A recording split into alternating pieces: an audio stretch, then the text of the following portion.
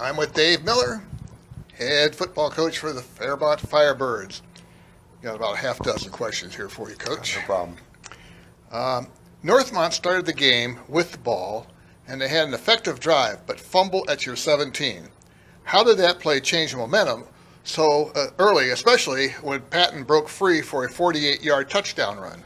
Well, it was huge. I mean, they did have a great drive going there, and I mentioned it last week. We've traditionally struggled up there, so to get the turnover early like that, and we had a good drive, and then Damien, of course, broke it. We had probably the best we've run that play, since we've been running it. So did a really good job, putting the first points on the board. I think that's critical when you go up there, and like we said, we stressed it all week is going up and come off the bus ready to play football, and I think we were.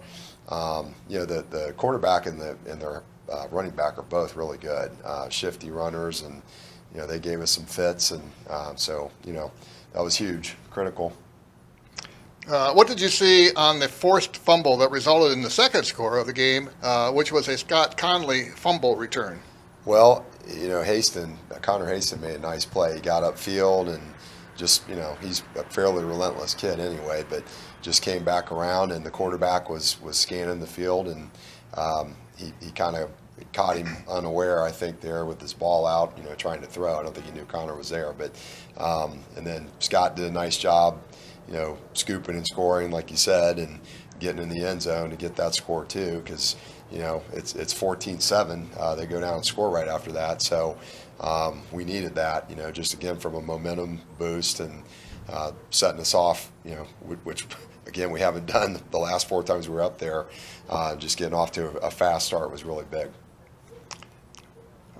Cameron Thornton was a key on the third touchdown drive, catching a 25-yard pass and having a 26-yard run. He later caught a 21-yard touchdown pass.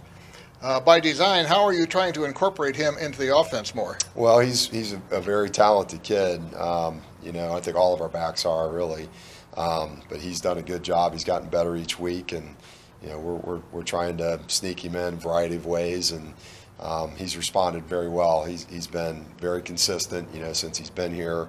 Once he got here this summer, and has done a good job. He didn't play last year, so making up for some lost time there, and he gets better each week. So he did a good job, and the rest of our guys really offensively, our offensive line, that was probably their best game so far, so they did a nice job as well. And hopefully we continue to get better. We're going to need to. Preparing for Springboro, you gave up some big passing plays last week. What adjustments are needed to be able to get ready for Max Miller at quarterback? Well, I thought you were talking on the other side there in passing. We don't do that much. We can, but he's really talented. I mean, he's a sophomore, but at their quarterback, they're so well coached. The coaching staff down there, Coach Wilhite, and their coaches do a great job just getting their kids prepared.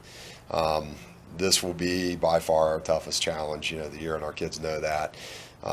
They're really good on defense. I mean, they're the number one run defense in the conference. You watch them on film. That's not accidental. They're extremely well coached, and their kids play really hard. So, we're going to have a tough time on both sides of the ball. Special teams. It's going to be a classic matchup. We've had really close games with them, every time we play them. So I don't think Friday will be any different. You mentioned they have a run defense, and they know that you're going to run. Sure. And then you throw a pass in there and kind of puts a monkey wrench in their thinking. Well, they've traditionally done a good job defending against the pass too. They're pretty, like I said, well coached and well-rounded. They don't just stack the box on you and give you things. You have to earn everything you get against them. So it's going to be no different Friday night.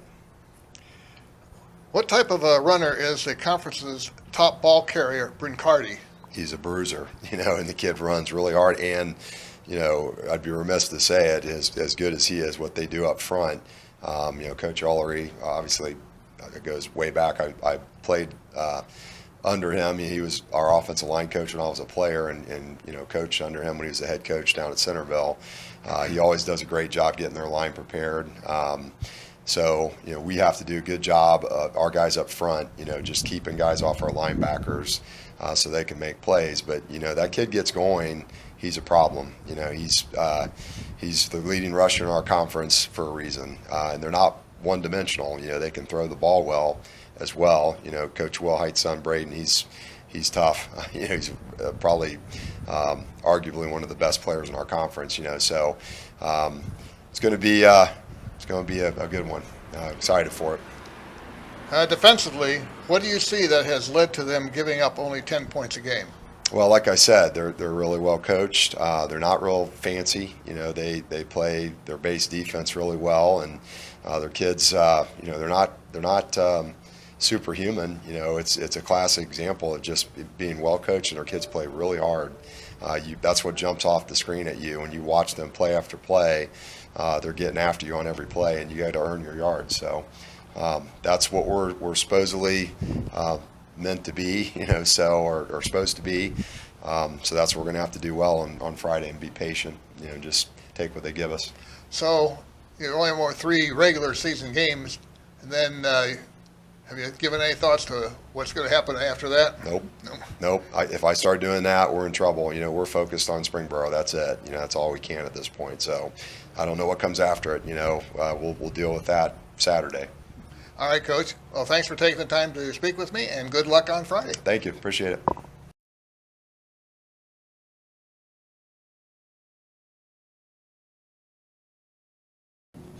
I'm Norm Shrine, Information Radio. I'm with Coach Ryan Wilhite. He's the head varsity coach of the Springboro Panthers varsity football team. And you're going to be playing Fairmont this weekend, right. So we want to get a little insight as to how the team is doing. Okay. Your team went 2-9 last year, and going into this week, the Panthers are 5-2. What do you attribute the turnaround to? Well, I think last year we had some key injuries and some things happened that our season kind of didn't get off the ground. We had a few glimpses of good things, but we just never found that chemistry and that rhythm that you look for with a team. And I think this year the off-season commitment was to try to turn that around. Not that the off-season commitment was poor from the previous team, but just a real drive to want to be better. A lot of work was put in, and then I think our senior class has really gelled together, and we got off to a good start. And anytime you do that, I think you build some momentum, and that's kind of what's happened to us this year. Max Miller is a sophomore quarterback with over 1,000 yards passing. Typically, a sophomore wouldn't be leading the conference in passing, but what do you credit his success to? Well, I would say Max is one of those guys who worked tremendously hard in the offseason along with several other guys, and just he's done a great job of building his skill development through the offseason. Very, very committed to the weight room in our offseason program. So I think he's a lot stronger and more athletic than what you would usually consider a sophomore to be. And then I just think, he's got a good group around him. Our offensive line has done a good job with protecting him, receivers that make plays, and then he's stayed within the offense, doesn't get too far out ahead of himself and try to do things that he's not capable of doing. And he's been a high percentage completion guy and throws a very good ball, has good touch on it, very catchable ball, and just a smart, very intelligent kid. Watches a lot of film, knows the opponent very, very well. To be that successful, the offensive line has to play a part. Who are some of the linesmen that have given Miller some time? Yeah, well, I think we're kind of a senior-heavy group there on the offensive line this year. We've got Jackson Dooley, we've got Wade Shellhouse, we've got Joe Shanking, we got Lucas Swaney, and Noah Pierce. All those seniors, were starters last year, and then Jack Harper is also a guy who was a junior but was started as a sophomore. So there's so much experience on the offensive line this year. That's made a big deal. Bruno Carty is the conference leading rusher. Can you give us a summary of what makes him so good? Yeah, I think Bruno's a guy who has the ability to put his foot in the ground and get downhill. He has good patience in the run game as he waits till the path that we want the ball to go on shows itself, and then once that does, I think he really gets downhill very well. I think he's versatile. I think you can get him in and out of the backfield and do different things with him. He's been good in our passing game as well. So kind of a multi-talented back. Braden Wilhite Any relation? Yeah, that's my son. Yeah, Okay, right. and Jackson Long are two top league wide receivers. How do they complement one another? Well, I think one of the things that we've done is, Max does a nice job of distributing the ball throughout our offense, and I think that when we are, kind of distributing that ball evenly between those two guys, it doesn't allow you to draw coverage to one versus the other, and so you kind of have to play a balance in the secondary. And I think that, I also think that they've done a good job of perimeter blocking for each other in our screen game. So they're very, very unselfish. They both want to help each other. They really don't care how many catches they come out with. Rather, they care about that our offense produces and that we win. So I think that just the fact that both of them are so capable allows a defense to have to defend both of them. Senior linebacker Aiden Weimer is dominating the league defensively with 80 tackles. Tell us what makes him so good. Yeah, well, Aiden is he's a 3-year starter this year, so he has been very impactful to us as a sophomore and a junior as an outside linebacker, and then his senior year we've moved him inside. I think it's what fit our team and what we needed to do, but I think it's also probably the position he plays at the college level. I think he's an inside linebacker, and so he's really embraced that, and he has, again, he's had a great offseason, but also a wrestler. He's a 3-time state qualifying wrestler, and I think will be a 4-year, qualifier for the state this year. Plays with that wrestler's mentality, very physical, great tackler, gets guys on the ground, and just a high character guy, very good leader on our team. And finally, what are your thoughts on Fairmont, which is running over teams in the conference? Yeah, I think they're good. I think they're in some ways they're what people would describe as a very typical Fairmont team in the way that they attack you in the run game, which is always a challenge. They've got several facets of the option and their ISO game that's really challenging. The offensive line gets off the ball, and I think their running back is they've got a good fullback and good slots that have speed. And I think the quarterback this year is an element that when they have the ability to throw the ball, which they do, I think that makes them very, very difficult to defend. It's hard to sell out to stop the run when they have the ability to throw it over your head in their play action game, which they have done through this year. So they're a challenge for sure. I think they're one of the best teams. Obviously, record would indicate that as well, but they're one of the best teams in the conference, and should be a great game.